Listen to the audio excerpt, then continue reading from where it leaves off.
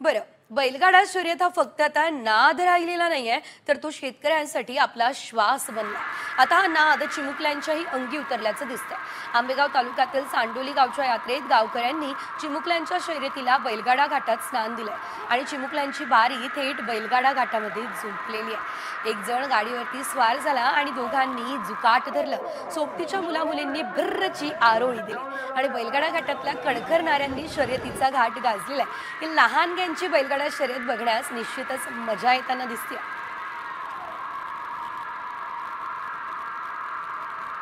एकंदरीत आपण जर बघितलं तर या दरम्यान आता या लहान मुलांचा उत्साह सुद्धा बघायला मिळतोय आणि बैलगाडा शर्यत ही पारंपरिक शर्यत आपण म्हणू शकतो.